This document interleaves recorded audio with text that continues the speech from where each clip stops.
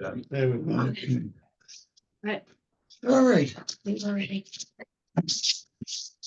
Real happy. Okay, and we have Amy who's Court reporter. yes. Let's see. Oh, Robin, will you let me know? I'm not sure how much of, am I taking the Yeah, whole we'll meeting? tell you when you should just, when you can get off.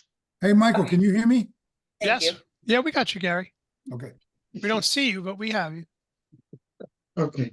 So when there's a public comment, when you join us with a public comment, could you please identify yourself with your name and your address so that the court stenographer gets it? Okay? So we're going to start. Oh, I'm sorry. So no, I thought it was my Eileen deal. We have a flag. We used to have I a thought I flag. had one. I had one like this. I mean, I can pull it on the phone and hold it up and do it. Unfortunately, we don't raise the flag. You used to have a flag here. Go on. We're going to go right into the agenda. We have an adjournment on the local law 2024, amending the village improvement district of 2021. Last properties. That's not the big difference place now. We're going to adjourn the public hearing on the local law, amending chapter 560 of the table of dimensions of residential properties, from 2 stories to 3 stories. Now, I hope that we get that on there because it's very important that we get that resolved by next month. Right. Well, I circulated a local law, proposed local law on this 1 or 2 months ago. Circulated again, and if you want, we can put it on the website. It changed. The only change is it changes the dimensional table from 2 to 3. Tonight, I did prepare a definitional a change to the definition of a story. So our code matches the state code more clearly. Our code, what's happened in the past couple of years is that as we had our proceedings with the state over how to count a story or a floor, the state has issued technical bulletins, and then in 2020 actually issued a new law on that matter, how to count a story, what constitutes a story or a floor. So our code, my recommendation would be that our amend the definition that's in our code of a story. More closely represent the slate. Yeah, it protects the residents in the village, but it also more clearly matches the state. The state has another. I'll just mention, if you wouldn't mind, since I'm talking now. Yeah.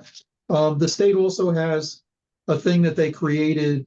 They actually divided up the definition of a story to 2 things. One is the definition of a story, but they also created this other thing called a story above grade plane.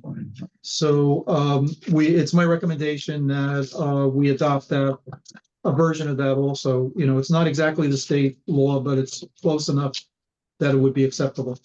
Well, what I want to be clear about this is the external dimensions of these homes will not change by virtue of our definition of a story. We're not going to allow houses to be built higher or lower. All the houses will look the same as they have for the past 30 years. It's really only terminology. And only terminology allowing our code to more closely resemble the state code, because the state code has been changed, I think, purposely to affect us, and we're going to modify it. Right, and John is certified as state code enforcement official. He's gotten the training in the more recent version, so it is the more recent version that he's been enforcing. Okay, so that's good. We're only feeling better by that.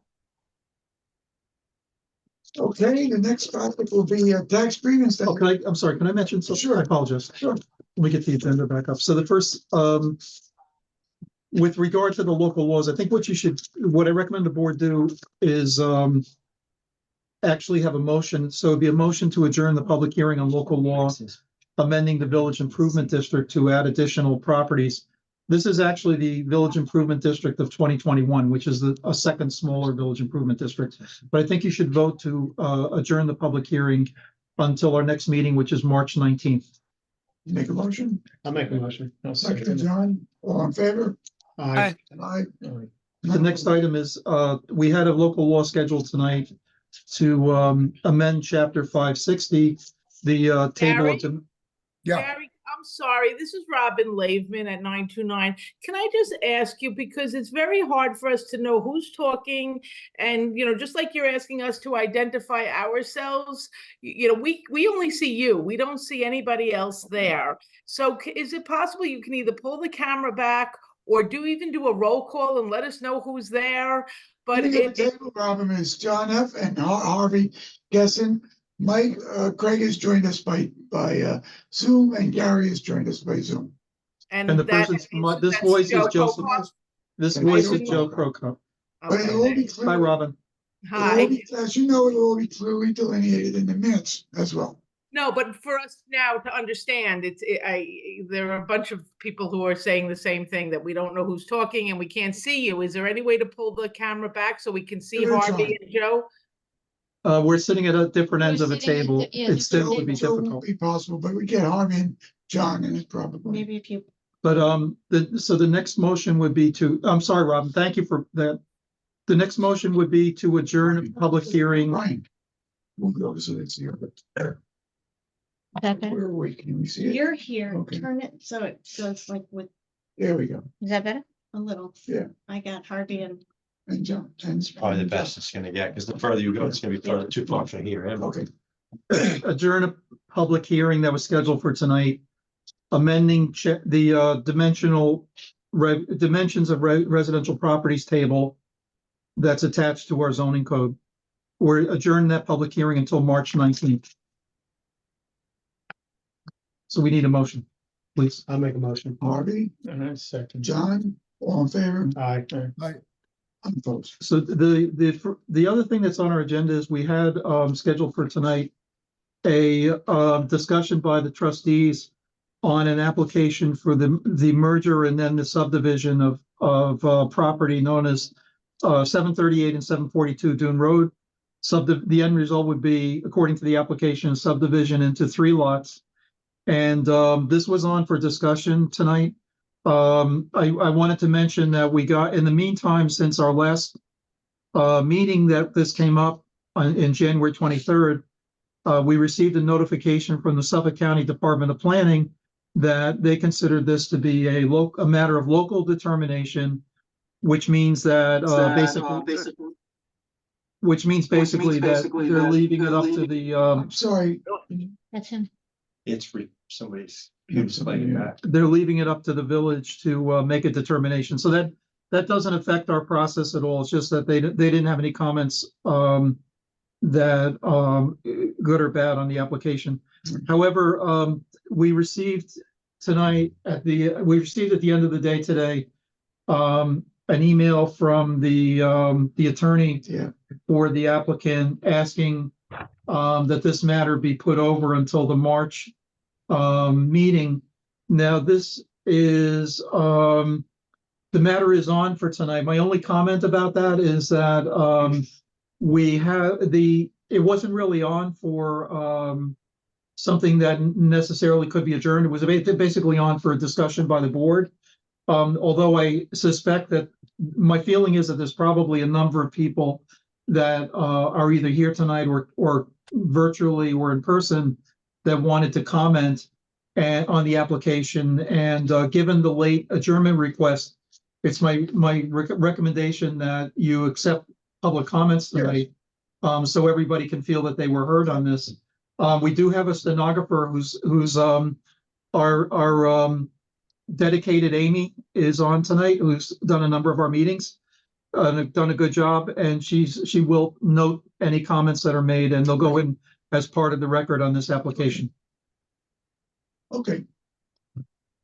Okay, so you want to do that now? Or you want? Yeah, I would do it now at the beginning, so people don't. All right, yeah, well, we can open up the comment period if you'd like. Anyone who wants to comment on 738, 742, please feel free to raise your hand and we'll get you in. So you can see anybody. I can't see then who needs to. What? Okay. Yeah. Anybody want to comment? I'm shocked. just speak out if you want to talk. Okay. Laura Navarella wants to speak. Her hand is raised. All right, we got it. Thanks, Mike. Hi, Gary. Hold on, let me, Lauren Andriello. hi.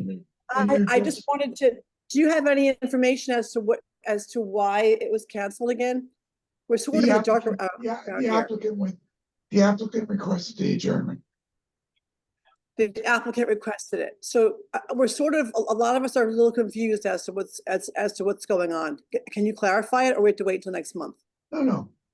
What the applicant has done was, through a very, very specific and I would say ingenious study of the property, he's made an application to the planning board to divide the property into 3 lots, all meeting the current zoning code without need for a zoning board request. We've gone over it several times. Both John, our building inspector, and Aram and Joe and I have looked at it. And while it's a very unique application, he meets all the standards to make this 3 lots without the need for a zoning change. I don't believe that. Okay, why not, Kevin? Have you looked at the application? Listen, they changed the application. We gave them something, we approved it. Now they changed the application to do a different.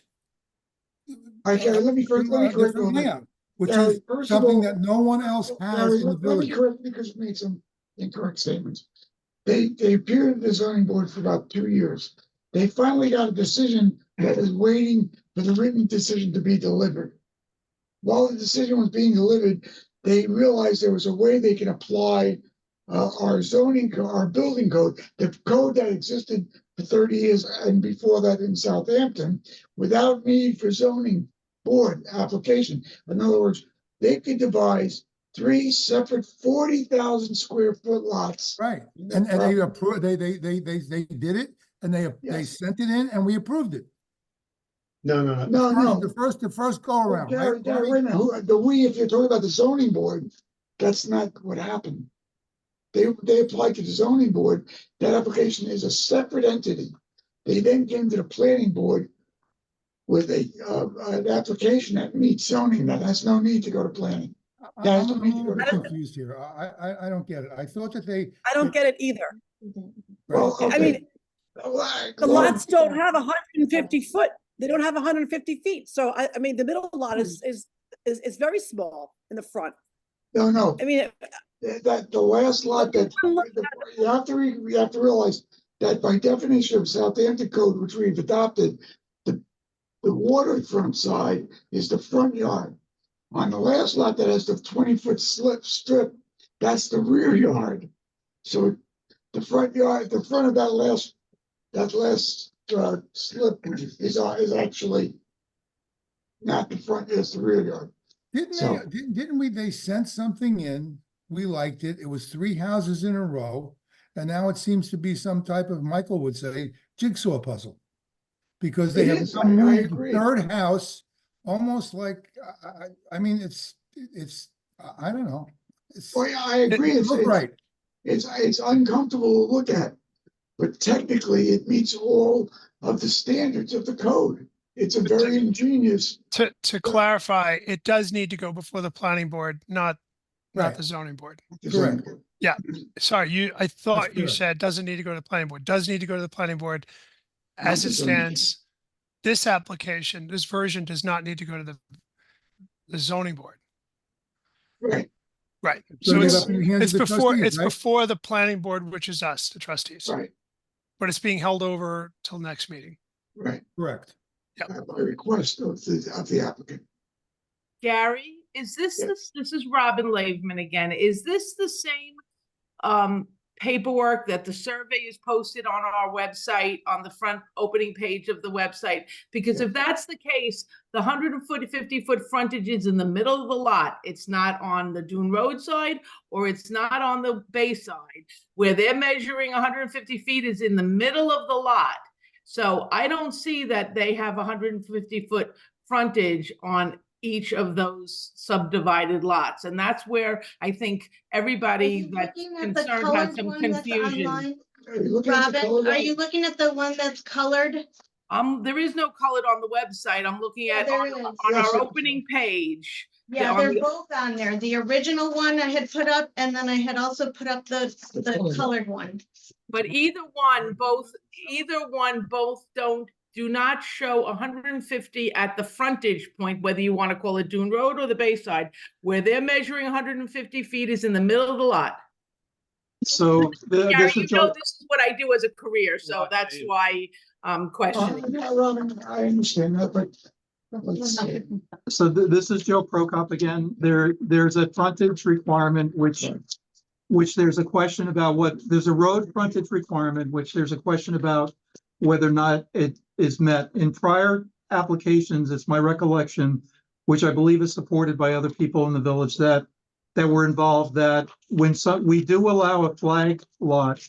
However, a flag lot has to be 20 feet wide, and it requires some relief as to road frontage. What this application does, what I did at the last meeting, we asked the applicant to provide 3 surveys, one survey of each of the lots, so we could see exactly what was happening. The applicant said that he was not going to do that. So what I did was I went ahead and since that's a standard practice on applications, I went ahead and had a surveyor do that, so we had that to refer to.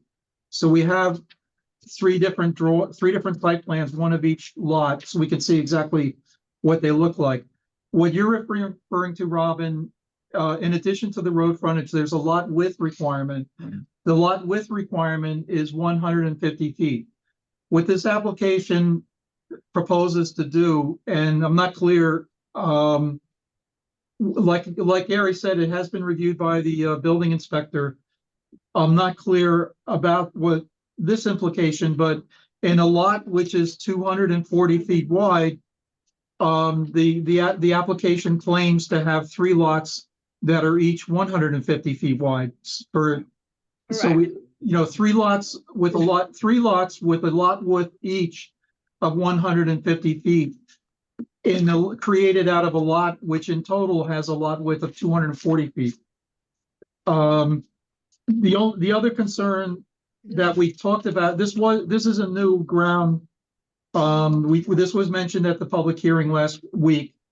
The lot C, each of the parcels is required to have a front yard setback for accessory structures of 70 feet. Excuse me, I'm sorry. Yes. Accessory structures have to be 70 feet from the road Right. in our village. The building envelope for lot C is only 60 feet from the road. So that was a concern that was mentioned at the last meeting. I also have that concern. I think that is an issue because if there was a decision on this application, the implication would be that building envelope was approved. I don't think that building envelope corresponds to the village code. There's still a lot of questions. Eileen is asking, can we see a copy of the proposed zoning law changes? Is that, Sure, the just definitions. Yeah, they'll go on the website. Okay. Yeah, They'll be on the website. they were just drafted for the meeting. So, yeah, I know this is not on this application, but one of the big issues that is going on here is all this changes, and it was originally supposed to be very similar to the Skadernda subdivision of having the 3 homes in a row and a sort of a smaller building envelope towards the street, giving them 79 feet each. This clearly is not that.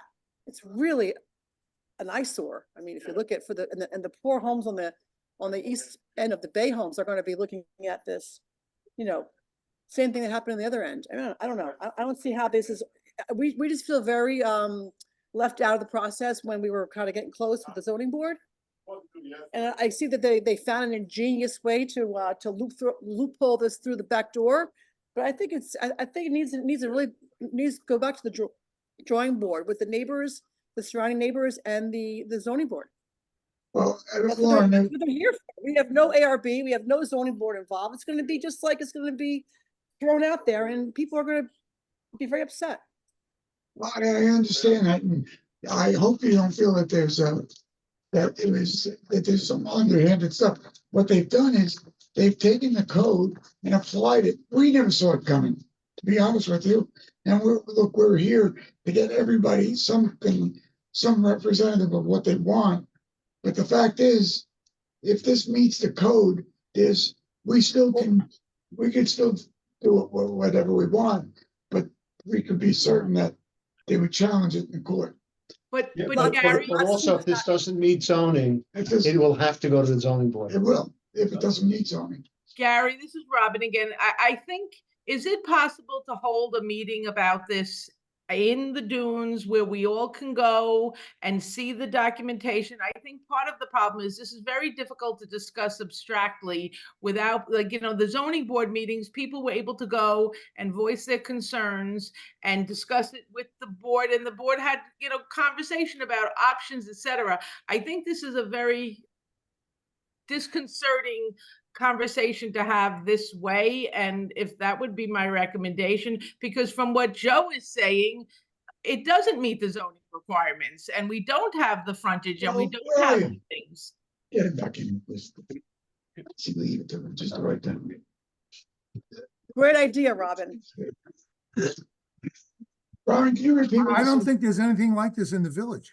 Okay, what I said, Gary, was the sum and substance of what I said was, this is an issue of great concern. Joe clearly stated that there's some questions on whether this actually meets the zoning requirements or not.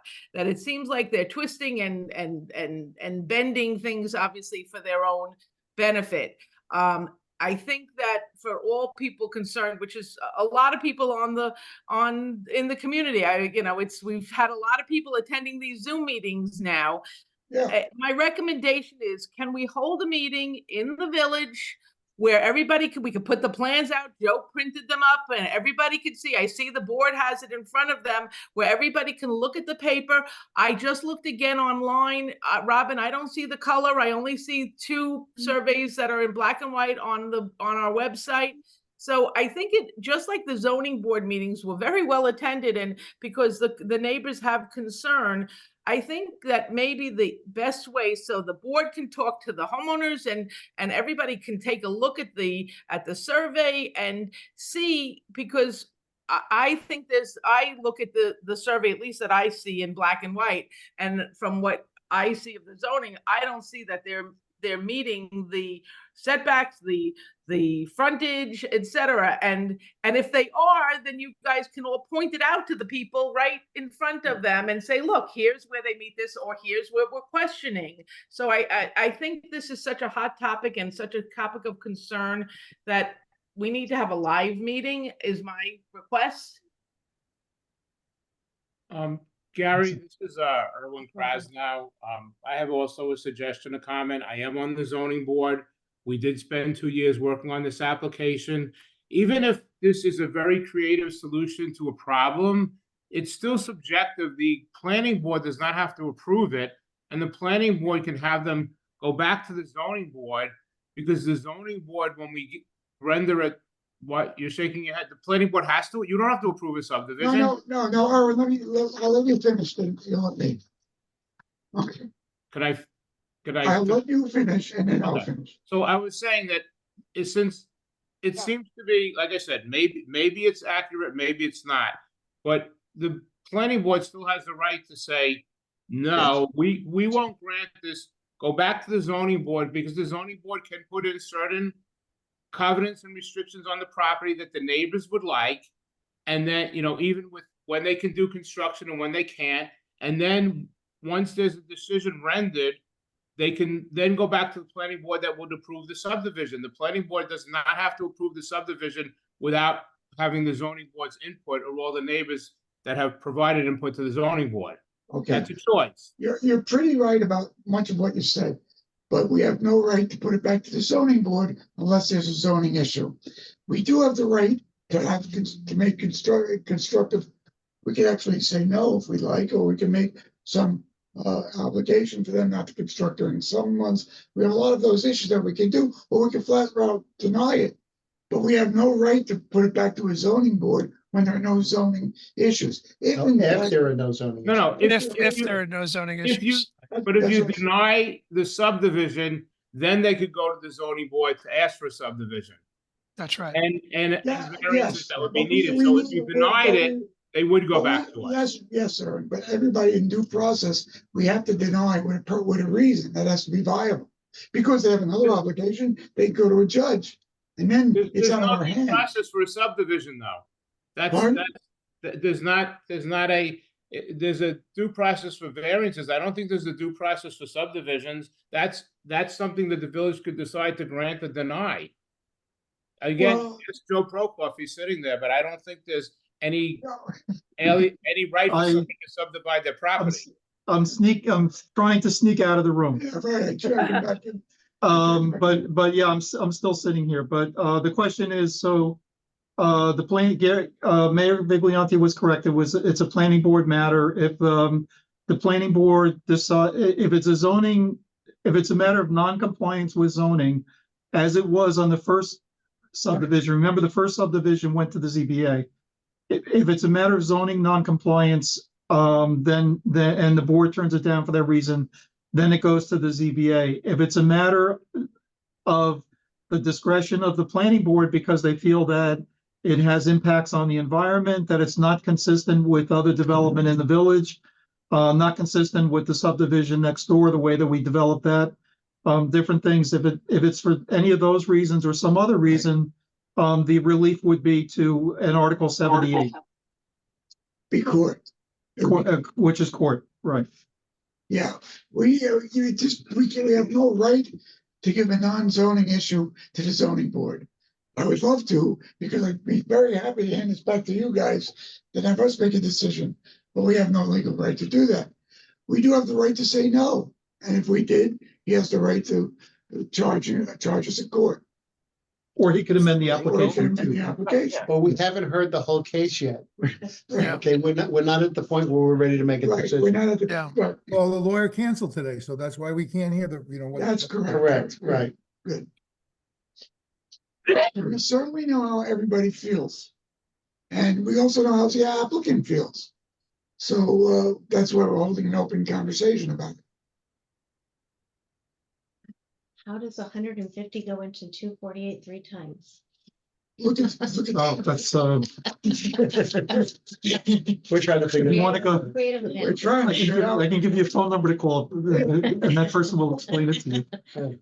And somebody else just says iPad, I don't know who wrote it. Gary V is right. There is nothing like this in the village. What's the reason why this should be done so the builder can make more money? Well, we have no right to decide how much money you can make or not make. And if it meets zoning, it meets zoning. And if it And doesn't, if it doesn't, we kick it back. right, We can also say no and come up with a reason that would be viable, and he has the right to bring that to a judge. So, Won't be the first time we've been there. And I- Article I- 78, Gary, is nothing to be frightened of, and anytime there's an administrative, if the zoning board makes a decision that they don't like, they can do an Article 78 of that too. That, you We know, agree. Right. that's, Nobody says, I mean, we can just everybody can just keep talking about how much they know about this and go back and round and round. We all understand the facts. If it was at the zoning board and you got a decision you don't like, you go to court. If it comes to the planning board, we have no right to give it to the zoning board unless it violates zoning. But if we say no, they have the right to go to court. We all understand that. And it's nice to keep talking about that, but that doesn't help us get somewhere where we can get through this thing. I don't even see why it was, why they would be thinking of doing that. I mean, it's. Why would who be thinking? Doing what, about Gary? Why? Gary, What do I they think it's gain? because they have a plan to do a fourth house in the back of lot C. Oh, wow. What? Wait, what was that? That's interesting. Why, what was that? I'm I sorry. think there's a possibility that they're looking to put another house behind in that long stretch in the back of they can't, lot it C. has They wetlands. can't do it for a I series. know it has wetlands, but there's wetlands on the back where the other thing is too, where lot A is. It was all in the back This is there was lot A? even seeded to. Which It one's was, that? A, the green one? Yeah, the Yeah, green. So the major difference between this application and the application that was approved by the zoning board is that the application that was approved by the zoning board was done very carefully to be consistent with the subdivision that was done to the west, which was also, a big concern in the village many years Yes. ago. And Yes. it was done to be, as this has been, it was Yeah. done to be consistent with that. And it included a 33,000 square foot reservation for an open space area in the north side of the property, as does the adjoining property, which the applicant agreed to on November 4th and November 18th. And then this had been submitted in the meantime, but was not, but had zoned that a prior version of this alternative plan, I'll call it, had been submitted, but it had written that first alternative plan had numerous zoning issues, was withdrawn, and then subsequent to the zoning board approval on November 4th and November 18th, in December, we then got this version of the alternative plan. The major difference is, as I said, that it doesn't comply. Excuse me, it's a different way of development than the adjoining property, which has the 3 houses in line, but also it does not have the dedication of the 30,000 or so square feet of property for open space. I'll send. Was it on And the not only website?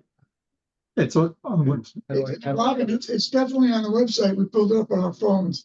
It's a color copy, but we'll get it to you tomorrow as well. I'll send it to you directly. But Gary, even We so, sent even the the 351. information that's going Oh, on. no, it was only sent I'm to- sorry, Robin, what was that? I'm sorry. So Gary, I was, and to further my comment with the down the road possibilities, look how things are shaping up in the high 700s, where, there's a flag lot next to them and they're allowing them to use this long driveway to cut into the back to a house behind there. That's a distinct possibility and a very big concern for this whole operation that they're putting out here. It should not be allowed. This thing Lauren, is white. 774 was subdivided way back in the early No, 2000s. I know. No, I'm talking about the house next door, where now they're asking for a flag lot to access the back property. That could be something that this person, if you set precedence with that thing, that this person could say, oh, wow, I could use that long flag lot driveway, and I can get another 4th house back there behind this lot C. I'm just saying that we have to prepare for everything with this ridiculous plan. Well, I think it should be scrapped. I mean, we could suppose a lot of things, but I don't see how they could get Well, worthwhile. look how things are set in this village, Gary. I mean, things are being done like that, and that's a perfect example. There's a house there, and they want access, and they're going to use a flag lot driveway to do it. That's exactly what this thing is. So we have No, concerns that's as neighbors. We have No, that's concerns. a different application. That's an application in front of the zoning board. I know, but I'm saying you're setting precedents if that even goes through. I'm not saying it did. I know it didn't. But I'm saying, look at how this thing is drawn. This thing is really whacked out. We were It's trying to drawn- work with these people, make it well, very simple, the same as Skadernda, have it go with the neighborhood. I didn't even agree with that, but you listen, it wasn't R150, but now they're gonna pull these little loopholes and start mucking up the whole neighborhood. Yeah, Oh, I there's- know there's- they there's may something- give you the word like there's loophole. nothing like it in the neighborhood. Nothing, what they're proposing. Not even close. Call it a flag lot, call it whatever you want, but Yep. it's not really a flag lot. I said, I certainly hope you realize I'm not advocating for anything. I'm just trying to give you the facts as they sit. And the facts are, he's taken a zoning that's existed in Southampton for 100 years and has applied it to the lot. He's done it. Whoever did this for him was very creative. But as far as we can see now, although we're not having the open hearing, So far. it looks as though there's not much we can do about it. If it does, if it meets zoning, it meets zoning. I'm sorry, not much we can do about, meaning Not much we can do about denying it if it meets zoning. the discretion, this is a discretionary Right. decision by this board. Yeah. The board is Right. required to, the first step that we haven't even talked about is secra. That's right. We have to have a whole discussion about secra. That's right. this decision is discretionary to this board. There's no, somebody the last time used this term as of right. There's no as of right. The fact, whether or not it does or does not meet zoning is a technical That's issue. correct. When it gets to the point that it does meet zoning, if it gets to that point, this board has full discretion, as it did with the lot next door. The ZBA did do a full secret review of this application. And their determination was that it would have an impact on the environment. But that impact would be mitigated and eliminated with the conservation of that 30,000 square feet and the houses lining up. So that secret is out there and we have to deal with that. That's, We're still doing it. yeah, we're still, you mentioned the word advocate, and I would just want to follow up on what I was going to finish with, if you don't mind, and then I don't have any other comments tonight because the applicant's not here. But one thing which I do advocate for as the advocate for the village is that, we have two boards that have been living this now. People talk about the ZBA for a year and a half, but the ZBA, there were many changes in the application. The ZBA received letters. We're not proceeding, don't proceed on this, just like this board received tonight and previously. And we have to come to the point where the applicant lives or dies with one, focuses on one application. It's not, we have enormously important things to do. Not that this is not important, but I think the applicant needs to decide which version he wants and then go ahead with it. I think what we need to do is wait and see what this applicant has to say for himself. He didn't cancel this meeting for no reason whatsoever. There's a reason. Something's going on. We should wait and see what he has to say. You think there's gonna be another drawing? Gary, I think everybody on this call agrees with what Gary Tremarky just said, because the reality is Joe Prokop even said he asked the applicant to supply certain surveys and the applicant refused to do it, so he had to do it himself. This is not an applicant that's seeking to be cooperative with this board then. That's right. I agree with what Gary Tremarky said. Listen, I don't think we should represent what the applicant did or didn't do when he's not here. That's just Well, not no, fair. Joe Prokop said it. He asked him to do it, to I create don't know surveys, if and he it was didn't. I don't think So we had to pay for the surveys. Robin, I don't think we should be representing what he said when he is not here. That's just I didn't fair. make the representation. No, that's Joe exactly did. what I'm saying, that we shouldn't be doing anything until we hear what he has to say. We're not. Well, I just made a point. He didn't cancel the reason. Something's going on. Maybe he wants to change it again. Who knows? They had surveyors out there this week, so they're looking to something. Priscilla's had one of the few rare views to the bay. Eileen, how many houses would the proposed zoning changes permit? Who's requesting the change in the zoning? Okay, we have some questions from the floor. So with the first one, Eileen. The first one was just Kevin saying the plan is a major detriment to the whole village. Priscilla Adams said, one of the few rare views to the bay. Yes. Eileen says, how many houses would the proposed zoning changes permit? Who is requesting the change to the zoning rules? Well, So the village attorney is requesting the change to the zoning rules because what's happened is the after Hurricane Sandy, there was throughout the South Shore, after Hurricane Sandy, many houses were lifted in many different communities, raised, and that fact vitiated what had been the definition of a story for 50 years in the New York State Code. This New York State a few years ago changed that definition of a story, and we need to change our code so it matches the state code. It's not going to allow an additional story. It's not going to allow any additional houses or height. It's just a definite. We are required. We're required under the New York State executive law, I think it's section 287 or 387, to have our code match the New York State uniform code. And we need to make this change so that is the case. Eileen Fine is not the one.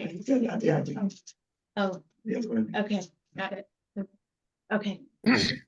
Got it. So really, what this conversation, we're gonna have to bring it to a 10 end. But what we're gonna do is we're gonna look at this. If it does not meet zoning, we'll inform the applicant. At which point, he may be motivated to just take the application that he has in front of the zoning board. But he's gonna have to choose one or the other very shortly. Whether he goes forward with this and argues the fact that it meets zoning. And then our hands are very limited on what we can do, other than just flatly deny it or push it for sequel, right? The only other thing, you know, but clearly, you know, you need grounds to deny, and he has a right to litigate on either application. So that's what we're Eric, can we doing. request to have this next meeting on this at the house on June Road in the village? So it doesn't. Yeah, have to be we'd a like to Zoom? do it at 9:14. Yeah. Okay, great. Okay. The next March meeting or No, a separate We meeting? may have a separate meeting, a zoning meeting on this. Yeah, that's a good idea. Yeah, Okay. For a number of reasons, that's a good idea. right, yeah. Okay, anybody feel they weren't heard or we didn't address? Good question. Yeah, Gary, Jim Cash and 953B. Yeah. When the board, if this second subdivision does get to the point where the Board of Trustees is going to vote on it, I think they need to take into consideration what Joe said about no longer having the area dedicated to the town as open space, as is the case with the ZBA approved application that was previously submitted and cleared through SECRA. We'll see what we can do with open space if it goes that far. But it wouldn't be to the town, it'd be to the village. Yeah. Okay. Okay, let's So go let's go to to number 2. let's go to another issue. I think we should have a vote to close the public discussion on this for tonight and adjourn it till the next meeting. Have a vote, Michael, you make the vote, Michael.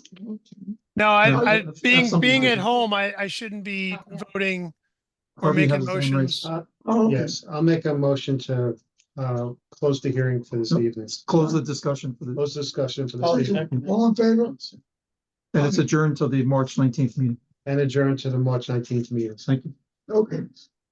All in favor? Yeah. None, Aye. none opposed.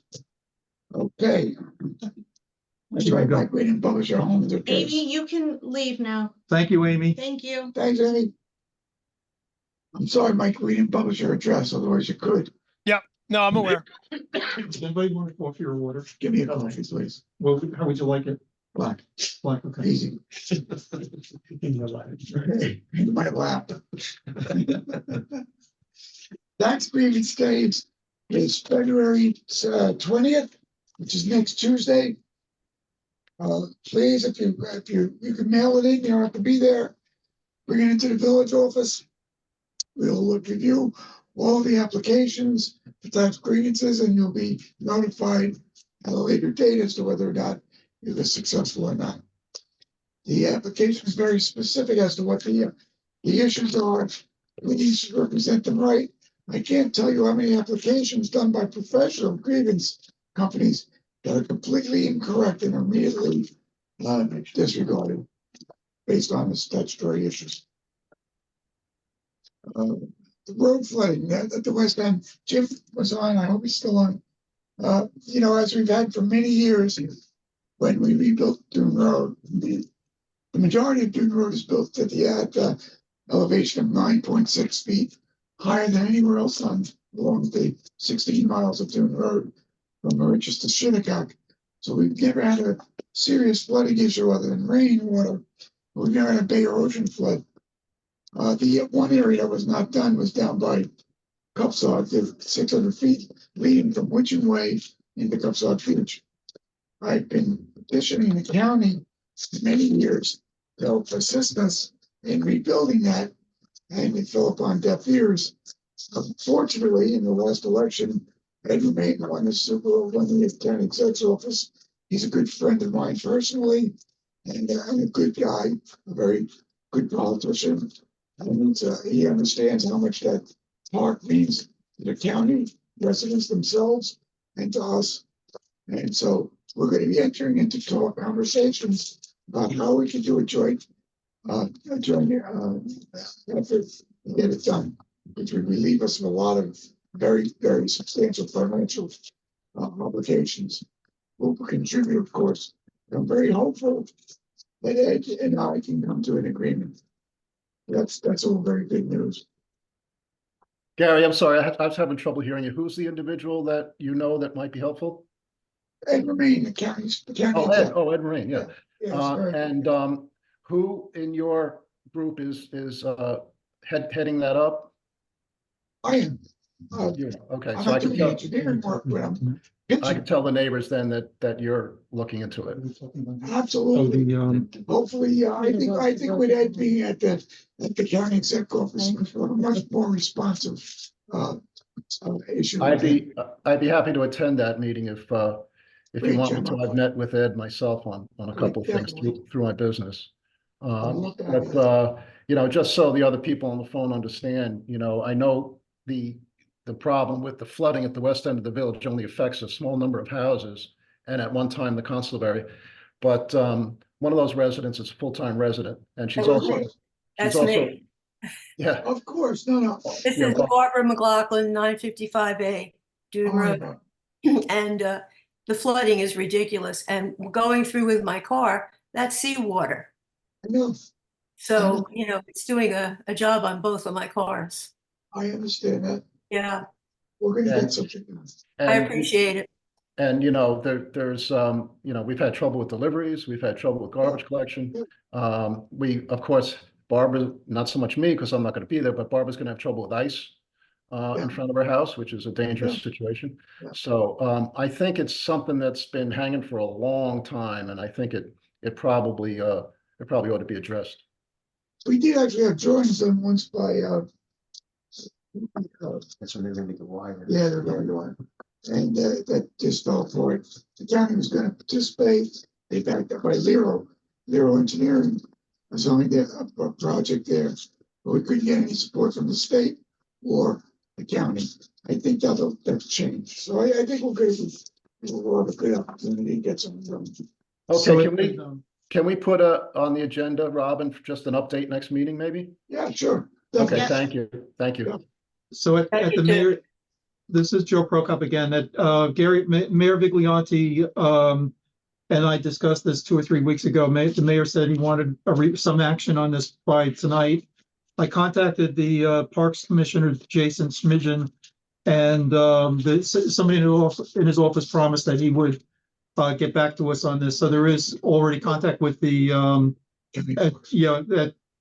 Parks Department to cooperate with us. And then the mayor said that, as you heard, that he would be contacting Executive Romaine. Yeah. I think we have a good shot. If not, we're gonna have to do it ourselves, and it'll just impact the village significantly on our next budget. But I think we can get it done. Thank you. Okay. And thank you from me too. Believe me, I want to get it done. I was up at the legislative meeting in Nikon this year, and it was a very successful meeting, as I had a lot of very successful. It was very well constructed. There was a lot of good sessions, but most importantly, I got to meet the new Secretary of State, Robert Rodriguez, who was very, very open to meeting with Joe and I regarding this ongoing issue that we've had with the last Secretary of State and the last attorney of their office, Joe Ball. Joe Ball has since retired, which is a blessing for us. And Bob Rodriguez and I had a long conversation, and he's allowed us to extend him an invitation, and he's told Joe that he's looking for a meeting up in Albany. What day, Joe? February 27th. So we did, thanks to Mayor Vigliotti's persistence and meeting with the Secretary of State out of the blue. We got we have been calling and emailing the attorneys that are working on this for years, and they have ignored us for years. Yeah. and not even the professional courtesy of a response. And out of the blue, when Gary got back from Albany, like the next day, we got an email from their attorney asking if we could please come up for a meeting with their staff and attorneys. So we're trying to work on a date. Their proposed date was February 27th. It looks like that particular day may not be a good day, but we're hoping to make it within a day or two of that. Yeah. I think we should look towards a Friday. Yeah. As a good day, and Harvey, you'll join us? Sure. Yeah.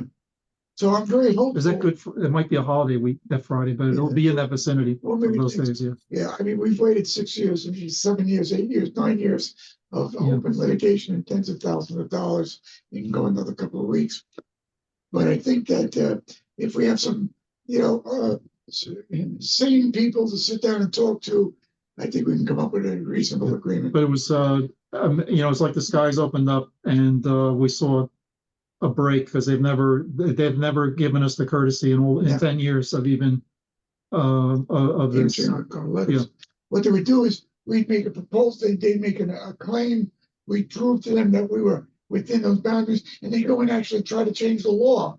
And then say, look, Yeah, they changed the law. They changed the law once every 33 years and then 30 years, and they did it this. 33 times more Yeah. year, just to beat us. So the new guy is I think very much more reasonable and not as committed to the bureaucracy. So I'm hopeful that we get him before he changes his mind. It was brought to my attention by more than one resident that summer construction, now that we've really fairly established the village, that we should start to think about how summer construction impacts our summer residents. It is a resort community. And of course, most families come out there to rely on the peace and quiet and open enjoyment of their property. But we also have to realize that, there are very limited times to build during the winter. So we're going to start to discuss some changes, I think, between summer construction hours and how we can get things done and maybe make it a little more reasonably comfortable for people who are out there enjoying the beauty of our beach and still have the right to build. Yeah. So we'll start some conversations by next month, and hopefully by this summer we'll have some changes in the law that will allow people to construct but not impact the residency. If you have any ideas about that, I don't want to come to a point where summer construction is outlawed. But if anybody has some ideas, some of my ideas are we start later in the day, not at 8 o'clock, maybe at 9 or 10 o'clock, and end at 4 o'clock, so that you get some construction done, but on out the exterior construction on the weekdays during the summer. Things like that. If anybody has any ideas, please send them an email to us or call me in the office. I'm there every day. Okay. Let's see. We have some road flooding and icon. Cable franchise. Joe? Hey, Gary. Yes. Gary, can I just make a recommendation to go slightly out of order?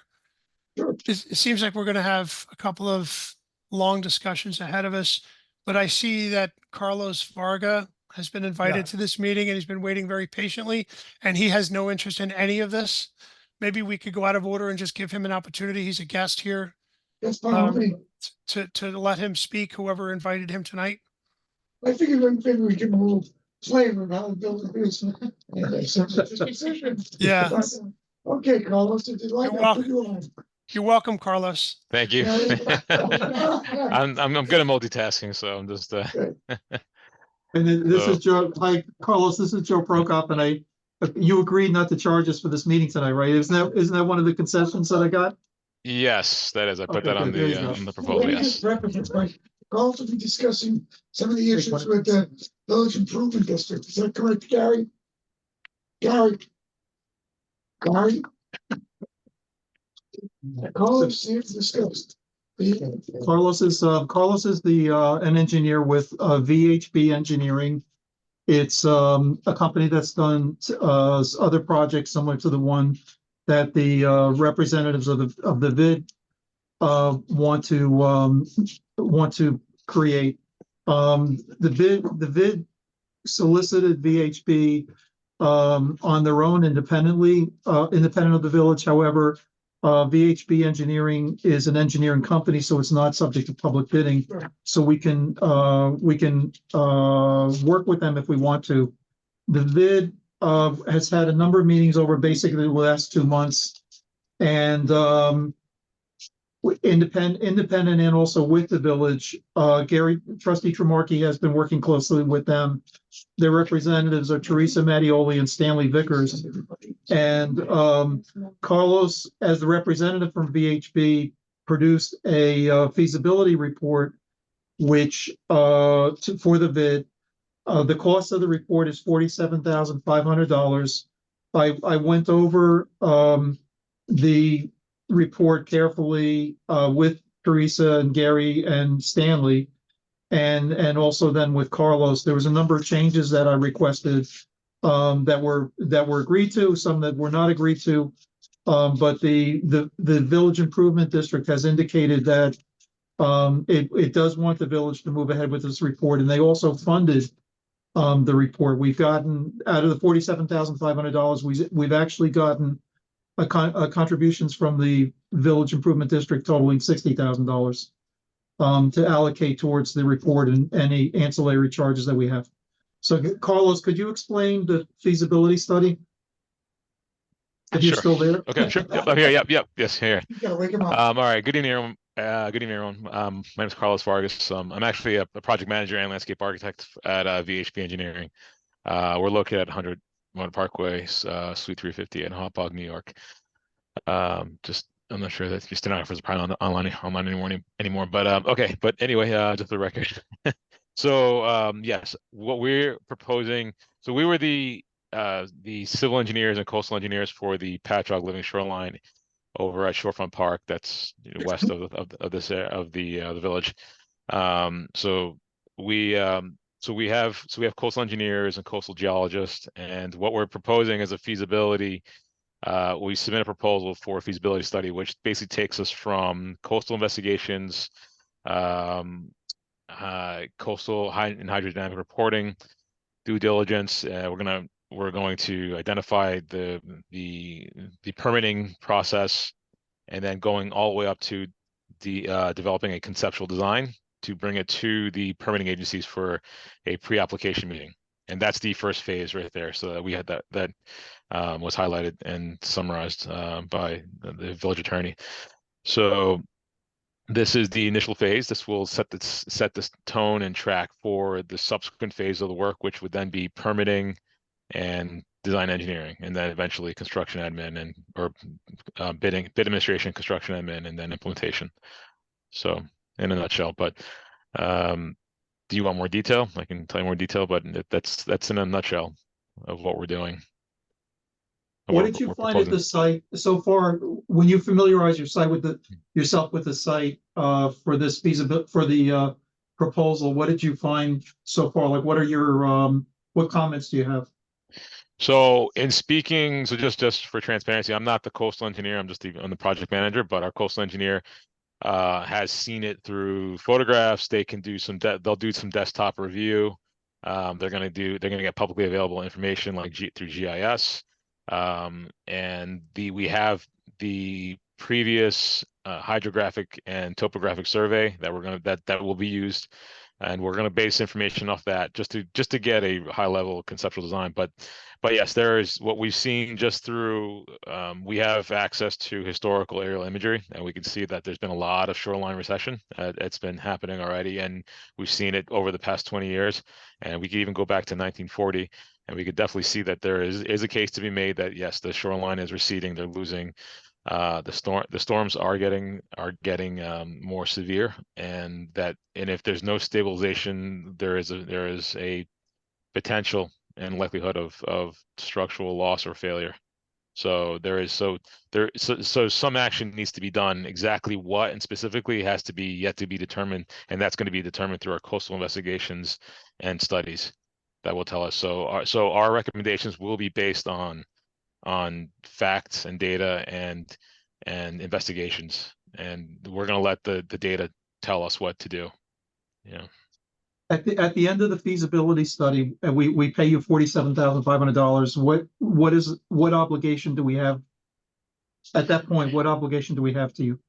The only obligation, I mean, there is no obligation. I mean, if you want to continue forward, you would have the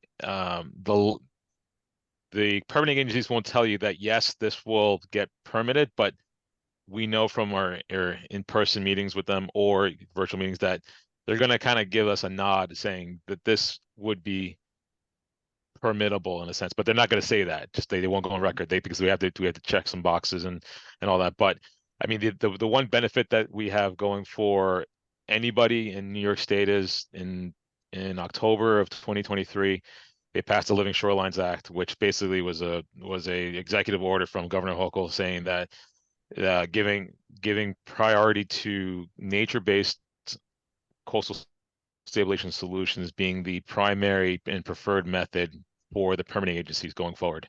So part of the issue we had at the Village of Patchogue was that there was no precedent. We were setting the precedent at that project. That project was the largest and is still today the largest permitted living shoreline in all of New York State, and possibly on Long Island and possibly all of New York State. So since that passing of that act in October, a few months after construction was completed, and it's funny that Mayor, that you say this, that you spoke to State Secretary of State Robert Rodriguez. He was there. He was a big proponent for this project. We've had grants that were funded through Department of State. So this is definitely a preferred method over hardened vertical structures like bulkheads, revetments. They definitely want this is something that is a resilient measure. It's not a flood prevention measure, but for excessive storm surge, but it is a way to stabilize the shoreline and keep it from receding. Yeah, I like what you've done with Patchogue. Okay, you seen it. Thank you.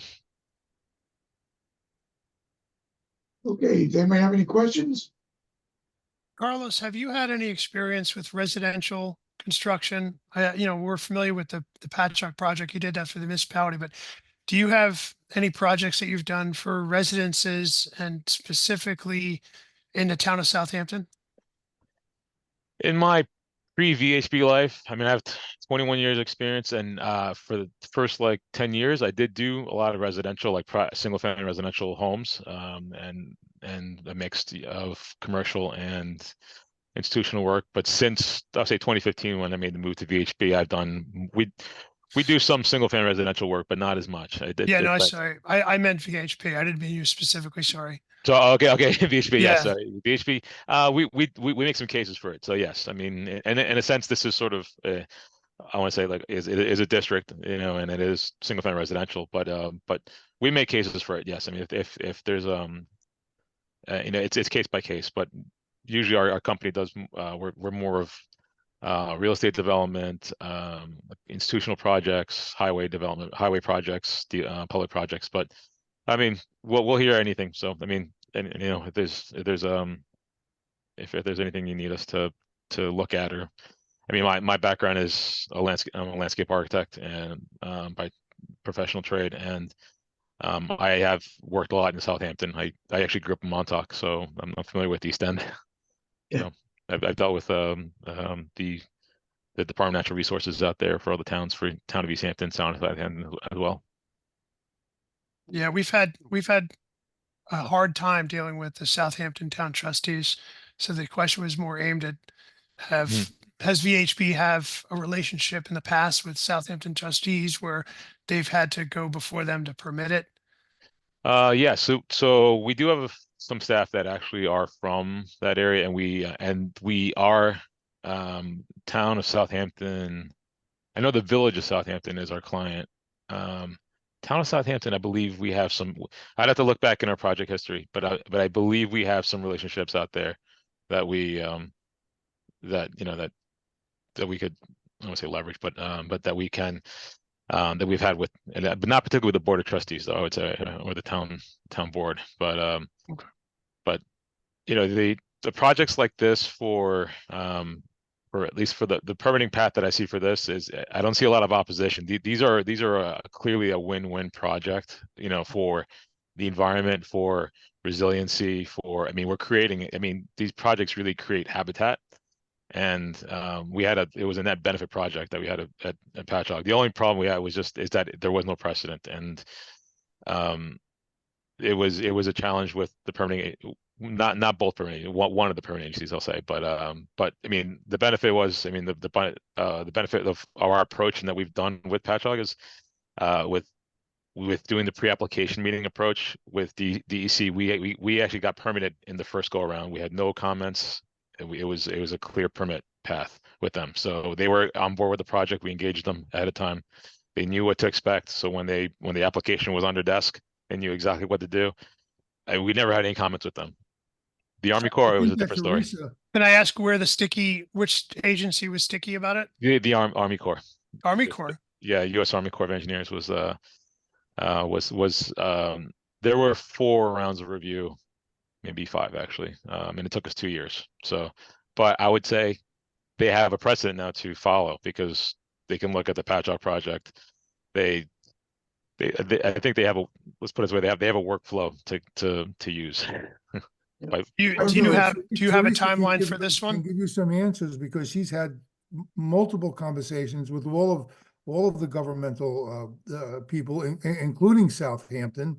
And Teresa, you can tell them what they've had told you. They were all pretty much very much in favor of this project.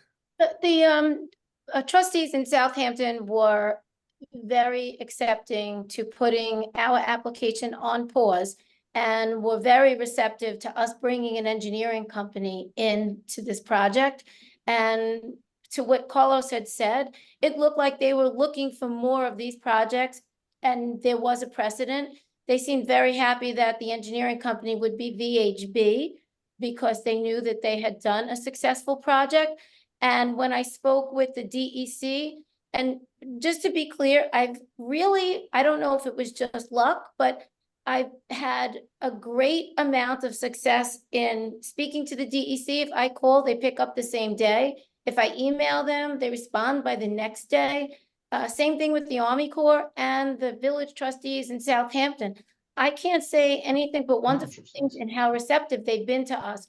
All 3 agencies, including the Department of State, so that's the 4th agency, has willingly said they'll put us on pause. They seem extremely happy to have VHB as an engineering company with a prior experience that was positive to be coming into this picture. I agree with Carlos with that new law being passed. We're in a favorable situation.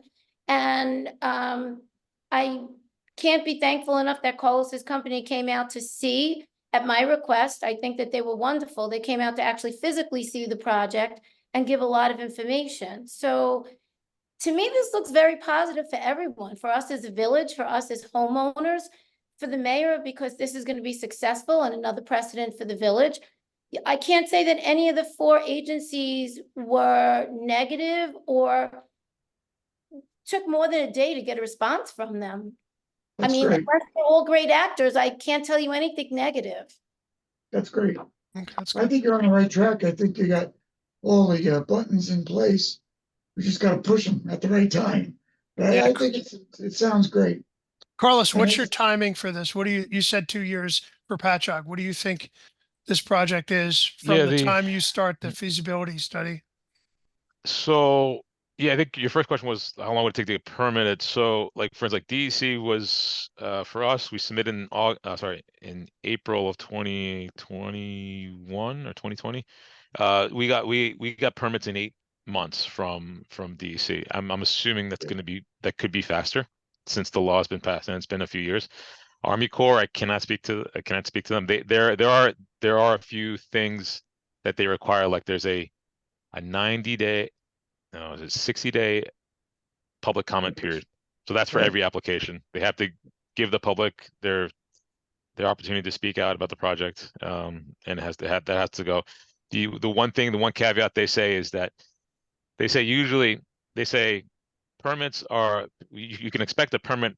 What did they say? Was it like, I want to say 120 days or 110 days, they say, but there's a caveat there from a complete application. And so and they don't deem the application complete until every box has been checked, and so that Mhm. that can be 3 or 4 submissions and resubmissions until you We have finally a get a very complete good, application. Carlos, we have a very good rapport with the Army Corps of Engineers. Mike and Right. I, we have a very good rapport. Okay, So we can no, help that with that. they're I mean they're Cool. I want to say they're challenging, but they definitely follow a protocol, I would say. Let's to Oh, put it to put it diplomatically. Well, That's if very they don't help the diplomatic. cause. We don't worry about Yep. that. Don't worry about it. Okay. We can help with that quite a bit. Okay. The town trustees, you'd be better off not mentioning my name than mentioning it. So Okay. I'll leave that up to you. Yep. No, we can set up a good rapport with them, and I'll talk to our we have a person who lives in Sag Harbor, but he's from Southampton, and Yep. he works in our office, and I'm sure he definitely has a lot of inside information on, and obviously like I don't mean like negative inside information, but like he knows a community, I would say, like, in that Yeah. area, so he definitely can speak to Well, that. All right, does anybody have any questions? All right, Carlos, I think we're gonna cut you loose. Okay, everyone. Thank you all. Thank you very much. Pleasure speaking with Thank you all. Have a good night. Thank you. You too. Take care. Be well. Thank you, Carlos. All right. Take care. No problem, Teresa. All right, we're gonna talk a little bit about the VBS agreement for the parking tickets. Yeah, so we have a company that does the collection for people that don't pay their. Hold on a second. Are we gonna approve this today? We have we have an executive session at the end to discuss contract Okay. negotiations, so Okay, it'll probably come up in there, okay. Okay.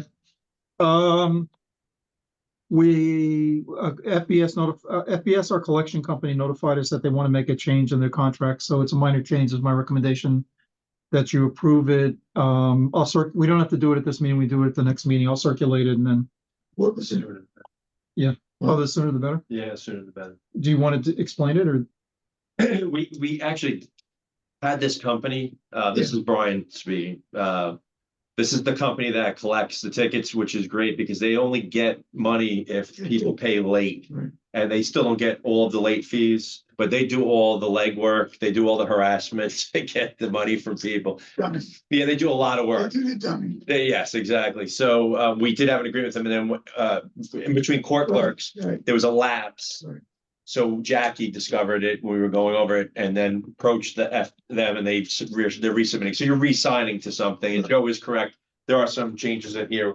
You've reviewed these, right, Joe? Yeah. Yes. That's my recommendation that we do it. I mean, they're Yeah, They have a relationship with Joe. The only game in town really. Accounts. Yeah, so The can I state law- offer a motion to? The state law has changed where we don't have the right to pull licenses, but issue warrants. This is the only material way we have of collecting scofflaws, so we don't pay our tickets. So your recommendation is we accept. To approve that, can I have a motion to approve the FBS agreement? Motion, John.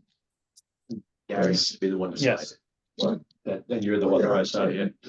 A Second, all in favor? Aye. None opposed. Okay, I think we covered number 8. There's nothing else on number 8 except. I'm going to it now. Okay. Yeah, we're gonna talk about 914. Who is that? Robin. Good. I'd like to start to talk about 914. You know, the village, just for an example, tonight we have a place where they like to meet for zoning.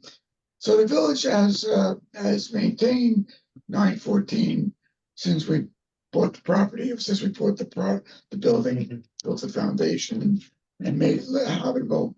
And we are continuing to do that. But there seems to be a bit of a disagreement with the BVPA. Unfortunately, I don't see many of the board members from the BVPA on the call. But it's our intention to invest some money from the village. Sorry, I think there are 4 board meetings. Yeah, we're call. here. We're here. Hello. Who's speaking? Can I hear? Priscilla. This is Audrey Nelson from 692. Sarah Audrey. Covelli is on. Yep, Okay. I'm here. Who's that? Sarah Sarah? Covelli, 99. Mom. Okay. Okay, good. So what? Go ahead. Continue. Okay. All right, so what the village is intending to do is invest some money in repairing the building, getting it prepared to be used as a village facility, which has always been my intention when I was the president of the BVPA, to act as a village facility and host meetings and other issues. I was hopeful we'd have a meeting with the BVPA, but unfortunately, I was not available for the first meeting that wasn't scheduled. That was requested. I was unavailable due to some surgery, but I've not heard anything about an upcoming meeting. So let me just say what we were intending to do. We're intending to take some bond out and improve 914, expand the floor space a little bit, build a stairway to get it secure and safe, and start hosting meetings there. So we can host things like the zoning meetings and meetings that have been requested by the community. If the BVPA members would like to make mention of what they have in mind, I'd be happy to entertain it. Anybody? Gary, it's Yes. Robin again, 929. I know I had offered to, previously, that's the meeting you were alluded to, that I had offered to set up a meeting to try to mediate between, and you were not available. I wasn't given any other dates, but we certainly can set up a meeting. I think from the, just as a member of the community, I think we'd like to know before you put out a bond, what maybe you can put on the website, the plans or what you're intending to build and what money you're looking to expend and all that for purposes of the community. But as far as meeting with the BVPA, once again, I have no problem trying to mediate between the board and the BVPA. I think it's something that would benefit everybody and the whole community. So I will send out another email and circulate it to try to set up some kind of meeting to mediate whatever the issues are. But regarding, before we take out a bond from on behalf of the village for purposes of construction, I think on behalf of the village residents, Robin, we'd like obviously we would not take out a bond until we remedy these issues. And if we take out a bond, everybody will be notified. I mean, you understand that. But the fact is, I'd be very willing to meet with the BVPA. I have been very willing to meet with the BVPA. But frankly, they won't even let me join the organization which I helped find on some specious issues. But I'm still very happy to meet with them, discuss with them, and make them understand that we're here to help. We're here to make this a village issue. It is a village issue. And I'm also, as a member of the BVPA, which I greatly dispute with them, my right to be a member. Gary, I think that's one of the things we can certainly discuss at our meeting. I have no problem. And I think that's something that, from what I've heard from both sides, needs to be discussed. Yeah, but I think it's important that everybody in the community understands that, when issues are brought that have value to the community, it's a community issue. But when issues are brought that affect just one organization or the other, that's an issue for the management of the organizations. And the fact is, I think I've been treated very unfairly, and I can express that to the board and to the membership and to the village residents. We need to have the conversation about being a resident to have membership again. I'm sorry, Priscilla, you're wrong. I am a resident. I have been a resident for 40 years, nearly 40 years. But I'm also a property owner for the entire period of time. In fact, many members of your board, I don't know whether you're aware of that, were not residents or members of the community. Gary, I really suggest that before this gets snowballing, that we discuss, because it's my understanding, I was given a copy of a letter that was given to, I don't remember if it was you or Claire, where they asked you for your address and nobody responded. So that's why I want to have this meeting. Gary, that's why I suggested I very much appreciate it, Robin. I very much appreciate it. I think we should do this here. That's why I'm suggesting that we take this into a private meeting, because they have their side, you have your side, and all I'm looking to do is try to resolve it, because I don't like that there's contention between two organizations in our tiny little wonderful community. So my suggestion. I very much appreciate what you say. I very much do. But frankly, I have to be frank. there is no issue other than I feel a very biased and discriminatory behavior by the BBPA. If in fact they sent a letter to me, I'd like to know who else they've ever sent a letter to. I'd like to know if they've researched any other member of the BBPA, and why would they consider me the only one to search? The fact is, members of the BBPA themselves have deficiencies in their residency or ownership, and I'd like the community to understand that. Because But Gary, I think on every application, they have to list an address. And every one that they showed me when I made inquiry, they showed me that the BBPA has an application, and on the application, every person who applies for membership or looks to be a member lists their address. My understanding is you or Claire sent in a check, and when they asked you to complete the application or for the address, they did what they would do with everybody else. But all of this is simple. I'm sorry, Robin, but I can't agree with you. All right, let's move on to another issue. Robin, I understand. I appreciate your efforts, and let's get it together for a meeting. I will send an email to set up a date. No problem. Please do. Absolutely. I'm at their convenience as always. I just couldn't make the last one because of some surgery, but I'll make sure I'm there for the next. Okay. All right. I think we're done, Mike. We're up to village policies. Village, yeah, Joe. From time to time, the Comptroller's Office of New York State has a list of policies that they want villages to maintain. We're largely in compliance with that. There are changes that I became aware of that the Comptroller's Office is now recommending for IT policies and electronic equipment policies. They recommend a combined policy of electronic equipment and IT. That's ridiculous. It ends up being a 30-page policy. If you meet all their requirements, I separated it into an electronic equipment policy and an IT policy.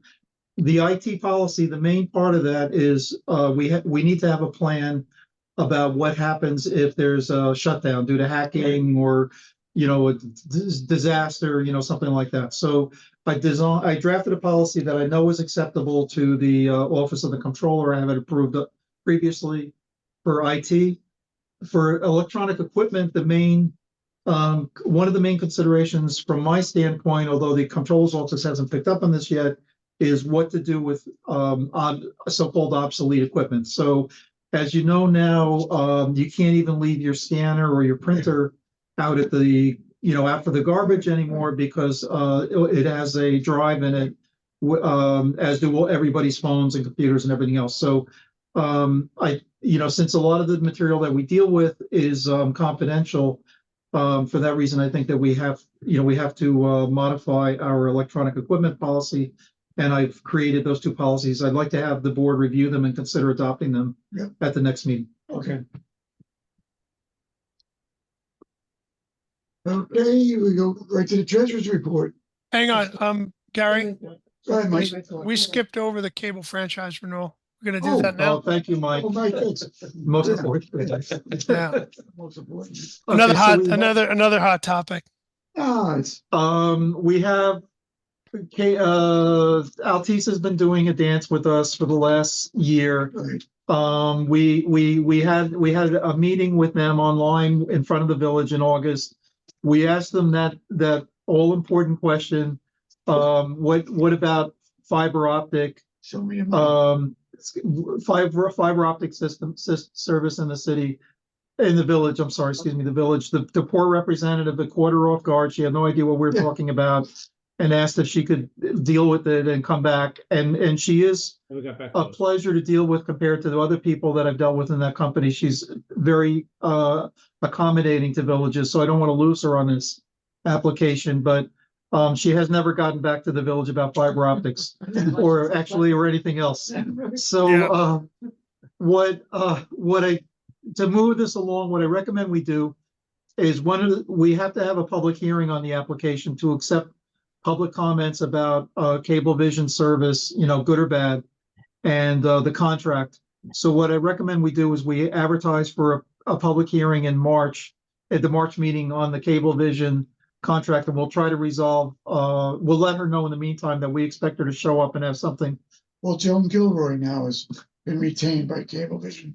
Joan was the original. Can I- our original Can I contract. say something? Can I ask you a What? question? I'm sorry. You had some discussion today of Verizon. No, Yeah, and you're saying that you weren't sure if they've gone. Verizon's not in the area. I don't even think it's over Dune Road. So it's Altice There's or no bios. it's Well, no, Dish. I'm asking Joe a question because we had a conversation in reference to Verizon, correct, Joe? Yes, you asked me about Verizon and I responded, my response was pretty what Mike just said. I don't think that Verizon provides a cable service in the village. I No. believe that Verizon can put up those 5G style mini tanks on the poles that exist in part of the village, but that would, first off, it would be an environmental nightmare, but secondly, we don't have poles in a lot of the village, obviously. Yeah. So we wouldn't be able to get that service. And thirdly, they're not That's not what we interested. discussed. You thought that there was an opportunity, for us to do something with Verizon. Where you said to me actually that, you weren't sure if they have gotten past the bridge yet, but you were gonna find out. No, Can they're I not. just say that in August, during August, they were digging up all along the road. And when I asked them what they were doing, they said they were putting fiber optic in. And that's Verizon. No, that's No, Altice. No, it wasn't No. Verizon. It was Putting No. fiber Altice. optic in? It was Guys, Altice. So 'Cause- be let me just put some light on this. Altice is the only operator on our Yes. side of the bridge. That's it. Yes, Stanley, you're right. They put fiber in the street. The Yes. problem is if you don't have a pole in front of your house, which most of the middle of the village does not, then they've got to tunnel. They've got to Right. tunnel the fiber under That's the right. road, under driveways, under walks, under landscaping, everything else. If you have a pole, they can go up the pole and to your house, which is what I did. But if you don't have a pole, That's then correct. you've got to dig it up. And Altice is resistant to spending money on projects like that where they don't see a big return because there's not a lot of homes in the village. But Mike, they were putting them in. No. I know, Stanley, but it's a different thing. Putting it in the road and then Going down. bringing it and then going down someone's Right. driveway, Right. 60 feet, 80 feet, Oh, I 100 see. feet. And there's driveways, there's walks, there's It's landscaping. 200 feet. They don't want any part of that. And that's why I think they're giving us the Heisman Right. on this topic because they don't want to spend the money to do that work. So then Yeah, we're back to the usually- same position can where I- we were prior to this. I mean, we have no leverage with Altice. No, nothing. You have no We leverage. And we have no leverage with Pitiful, bios. pitiful situation for us to be in. Which Yeah, kind of but which I begs the have- question, why is Altice, why do they want this agreement so badly? Like they could go on just the way it is, right? Like why what is it that they truly want? What we don't John, want Mike, is can I- 10-year guys, tie down. That's what Gary, we hold on a don't minute, want. That's please. too long. John, you may Yeah, have something. all right, can I interject here Yes. a little bit? First of all, I think it was at our annual meeting that we had out at the beach. Yeah. And a number of people asked about service, regarding poor service with Altice. So, guys, a lot of this stuff is wrapped up into a lot of the things that I lived when I worked at Loco and Span and Liper and so forth.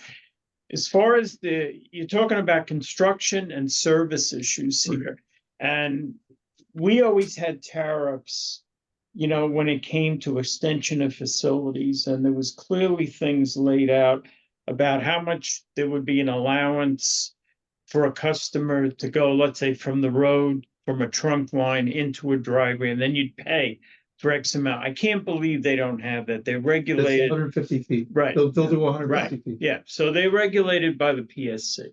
All right, the other thing is, that's on construction. So that's an individual homeowner situation based on the facilities that are available of how they get to your house.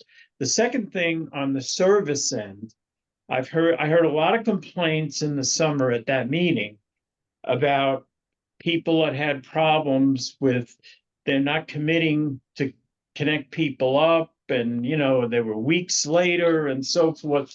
So those outside of the franchise itself and the legalities of the franchise and the costs, these are major issues that customers are seeing in our village. And that to me always has been a primary thing. We got to get that straightened out, quite frankly. And we shouldn't be signing any franchise agreement unless we really get the service up to snuff. They have been zero. I mean, I don't, that's So one of our options is in an email that I responded to like one of the trustees, one of our options is to vote to a determination that they're not complying with their obligations. Right. One of the obligations in the contract is they do have an affirmative obligation to provide fiber optic service. Right. Right, to the customers in the village, and they don't, who they approved that, they didn't, it wasn't, you know, they didn't come, the due diligence was up to them. But they made that obligation, and they have that obligation throughout Suffolk County or their service territory. So we should, based on what we're hearing, if the board agrees, then we just vote that they're not in compliance with the current contract. Right, and Joan Gilroy is willing to meet with us. Right. To I talk still to us. agree, yeah. So wait, Yeah, let me ask Just a so you know, question. they Can had I the ask something? underground in on the north side up to Cove Right, and on the south side to Pikes. right. Just, you know, Not connected, but it's in. do me a favor, let me know when this is. I don't understand. Again, these We- meetings, either virtual we have- or, Right, and There's then no we'll. leverage No, I know, whatsoever. no. All So, right, Gary, you're up. What was it? What'd you say, Gary? Gary? Yeah, okay, so Gary? we have no leverage whatsoever, and the real thing that scares me is if they're going to force in to a 10-year term. Don't agree, they can just take the service away altogether? Yeah. No, they can't No, take it they back. have, they have to 10 provide years with these service. guys again? They have to offer us the service. So, Right, so the leverage that we have is this: if we determine that they're not in compliance with the contract, that's a very powerful thing to do, and that's the leverage that we have. Is the So are current you saying that contract, we can agree to a lesser term? no, They'll give us 5 years, but then they won't give us upfront money. The Or money is contribution. really insignificant when you're talking about this. It's more about the timing. Don't get tied up with these guys. You never know what's gonna happen in the future. 10 years is like forever. That's a yeah, but that's long only, time. it's only a And we're franchise. getting That less, doesn't we're getting obligate, less than we that got the first doesn't time. obligate, Gary, it doesn't obligate residents. It only gives them the right to use the area. It's not an exclusive agreement. It's not an exclusive agreement. We, 30 years ago, when we I'm signed the sorry, first one, I couldn't somebody hear you. said, You broke up there a little bit, Gary. What? I'm sorry? You broke up. Signing an agreement with them does not obligate our residents to use them. It just allows them to use our right of way. It doesn't obligate the residents. Joe, when does So the you're telling current me we can go contract anytime we want, is that- expire? it expired at December 31st, but the way that this Why in works is December? we continue under the terms of the contract Right. until we sign a new one. Or until we And that can go on forever? until we make a determination that they're not in compliance. Right. And then that starts a process with the Public Service Commission. Where they have to listen to us. Yeah. I'd be in favor of that. Yeah, well, we No, are. For That's us what we're doing. to do this, to sign an So agreement. we're gonna, all right, look forward. We'll get a meeting with signing an Joan agreement? Gilroy. No, we're not signing it. Okay, we'll get a meeting with No, Joan we're not Gilroy. signing. I'm No. sorry, what? We're not signing it. You're No, not signing not it. yet, not yet. No, we're challenging the current contract. This is a challenging conversation. Keep us afloat like that, that's good. Well, what we're gonna do is Joan Gilroy used to represent Cablevision. She retired and they brought it back. A long time ago, she She retired. retired a long time ago, and they brought it back for us because they know we're not gonna sign. They're not gonna bamboozle us. So Joan asked in earnest to have a meeting, and we'll do that. Yeah. That's the best thing we can do. Yeah. That's That's the best we can do. And it's a good tactic because it will get to air our differences. And if we feel that they're not compliant and not serving and not giving us the service, we won't sign. Well, we'll buy time. And Pardon? time is good. Yeah. Okay, so that's the report on Cablevision. So we'll set up that meeting. Okay, we're up to item number 3. Cover all the mayor stuff. Yes. I think Treasurer, you're up. Okay, I've emailed the bank statements, the reconciliations to the board, the attorney, and the accountant. The new auditors have come to the village. We scheduled it the day that Gary was in Albany, so we had a little extra room in the village to accommodate 2 auditors and to pull documents all day long. We have some items to get to them. They're still going through them, and hopefully we'll have a complete audit very soon, opposed to the previous auditors, which made it uncomfortable because we had to start over again for the second time. But they seem very, very competent and very thorough. So I think it will be a good report. And next month, we have a lot on the agenda, but we also have a budget meeting. So now we're getting ready for the budget. We're trying to update all the contracts so that we can get all the numbers right and have a favorable budget very, very soon.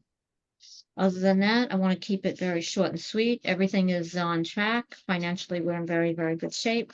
If anybody has any questions or concerns, please call or email me. Just a point of interest. The good news is financially, we're in very good shape. We have a good reserve. We have a good beach emergency fund, but the beach has held up incredibly well. Last month we had 2 major storms. Everybody was impacted from Montauk to Queens.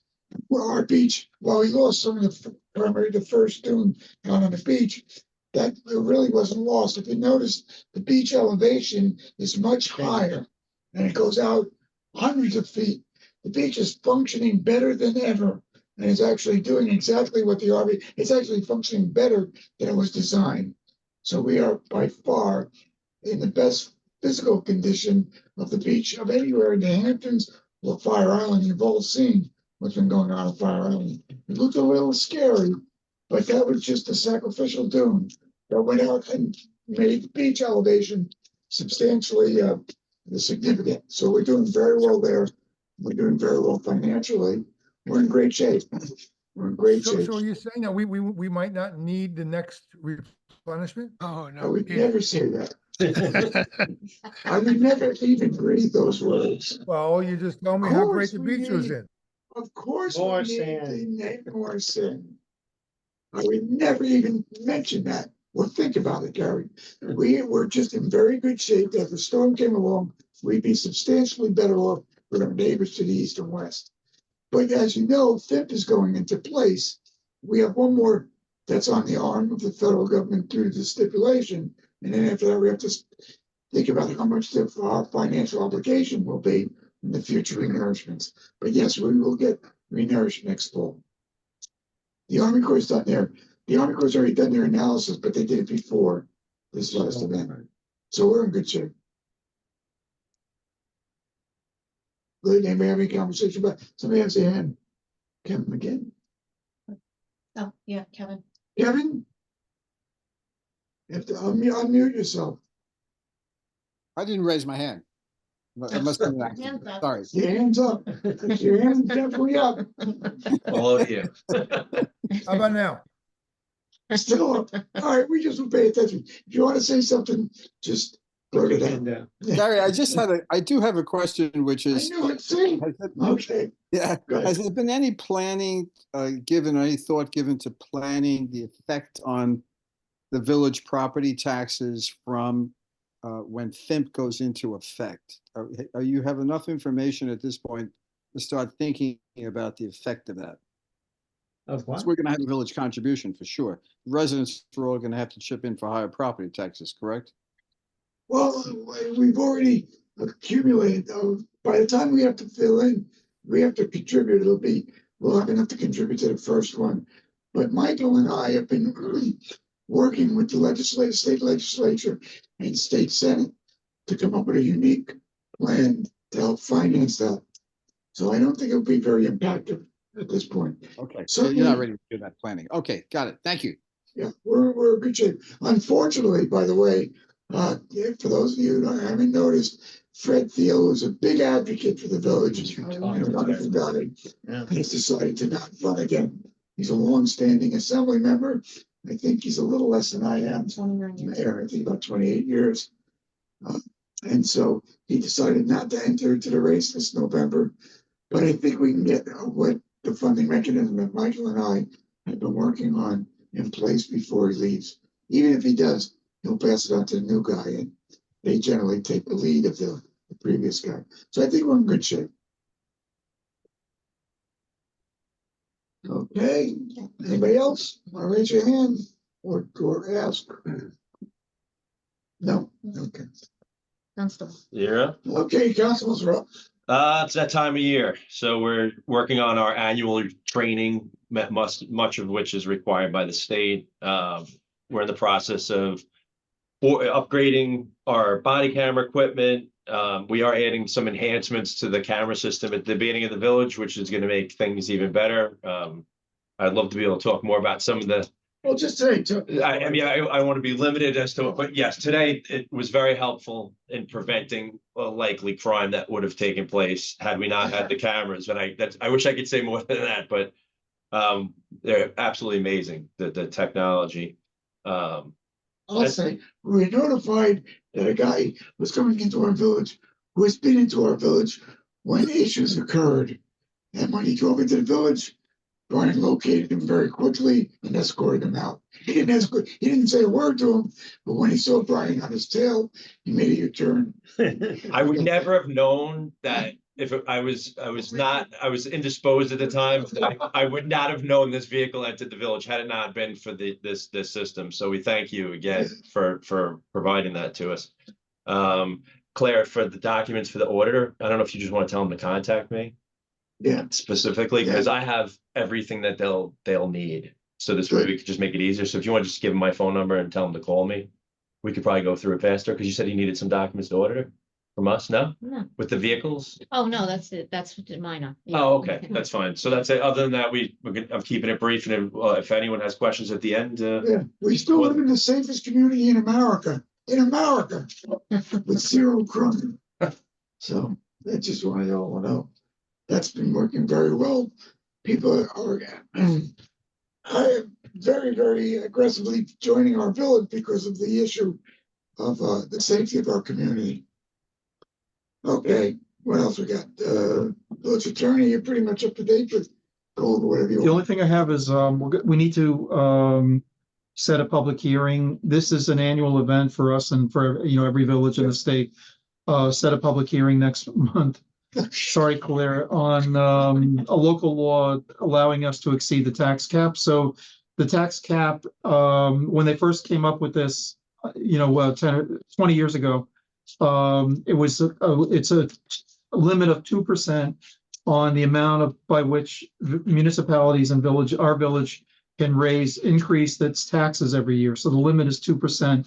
You can pierce that if you adopt a local law allowing the board to do that. We don't always pierce the cap. I don't think we have. And we haven't. And it's not 2%, it's a 2% through their formula. Yeah. Which doesn't add up to 2% at all. Yeah, so they have, I'm sorry, but we need to do it as a precaution, because what happens is if we do the budget and it comes out to 2.01%, you can't adopt the budget. So, Right, so we do it. So every village adopts this as a precaution, and then we go through the normal course. We'll have that public hearing the next time. I just would like to make a comment that when they came up with this a long time ago, it was said that it was going to be inflation adjusted, and we know what's happened to inflation over the last couple of years. I won't make a political statement, but this has remained at actually less than 2% now. So it's like a choke on the municipalities in this state, but that's the way it is. We have to live with this. The only other thing I'm going to let you know is that this is the time of the year that the governor's budget is done, what's called the budget. It's over 1,000 pages, and it's about 100 or 200 pages of a budget, and the rest of it is laws that various people through constituencies throughout the state tag onto the budget. So because they know it's their opportunity to get it passed. Yeah. One of the things that comes up every year is, again, this year is this accessory housing, where people, the proposal is to allow people to put accessory buildings on their property that can be used for habitation. And we'll see what happens with that. Well, this year they made a change. They didn't make it, they didn't try to outlaw single family homes. They tried now to incentivize it.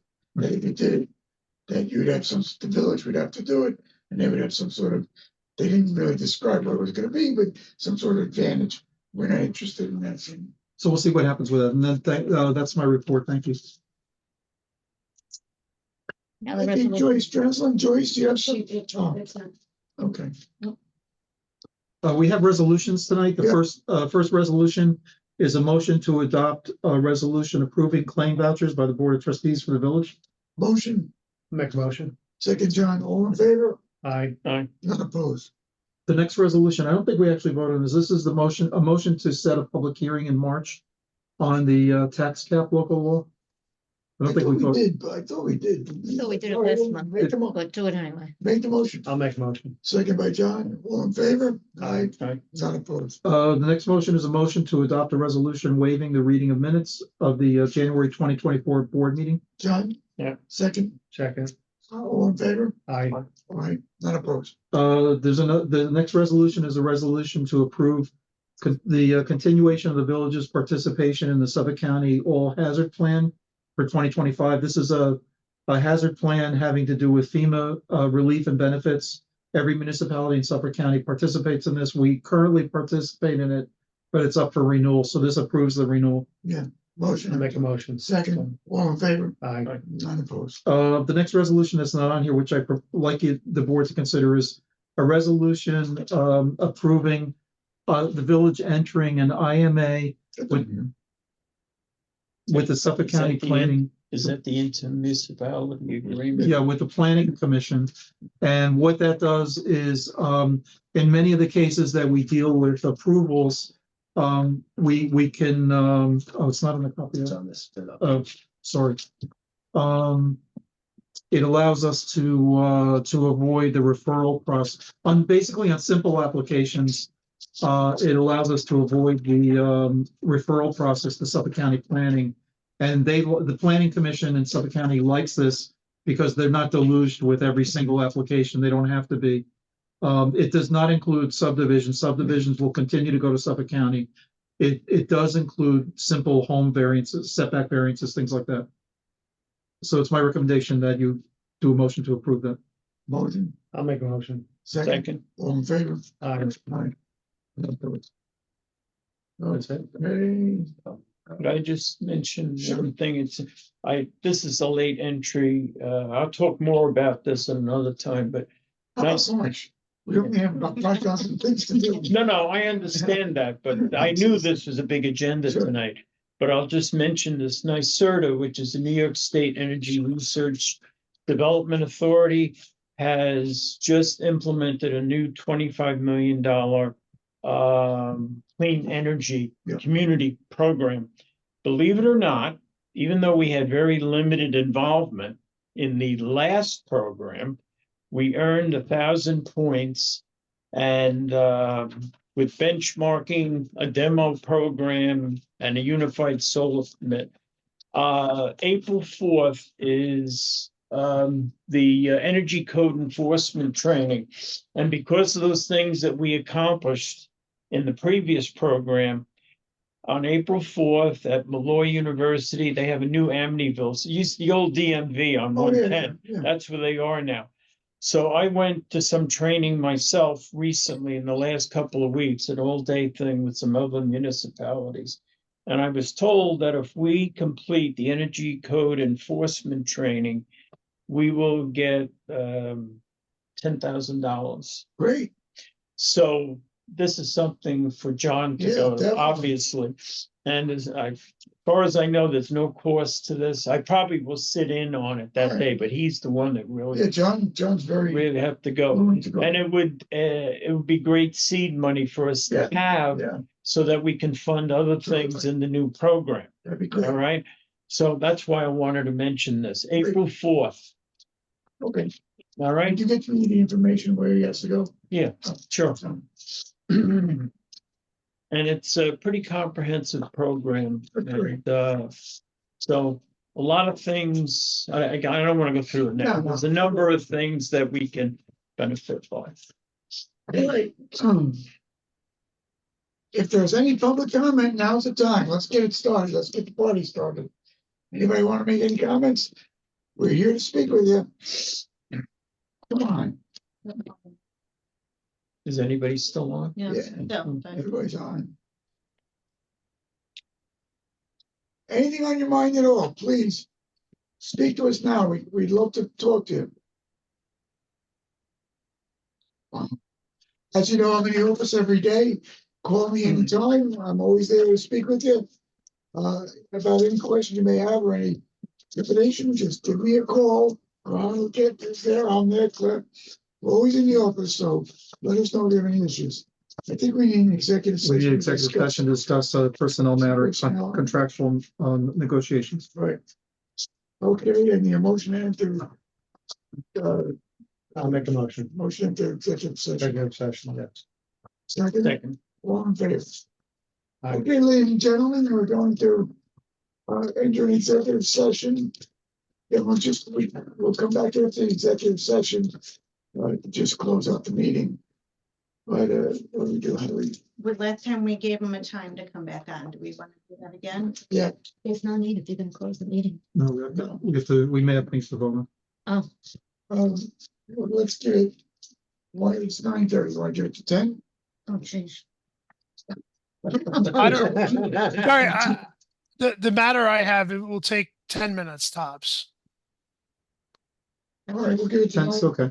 I mean, 9:45. 9:45. We'll enter back into the meeting. Yeah. So Anybody wants to see anybody that wants to see the continuation of the public meeting, we will reopen the link at 9:45. Is that right? yes. Yes. So what do we do now? I'm gonna go out like we did last time, but what, Mike, are you gonna, and Gary, Yeah. you guys gonna call in or? I can call Gary T and I can call Gary V on the Okay. same line. Good. Yeah. All right. Okay. So Gary T, I'm gonna call you first. Okay, so I gotta Okay. get to my phone, hold on. All right, 9:45, we'll be back. Yeah. Bye. I should, by the way, I think you're. Be careful of wire. What's up? I got you. One water.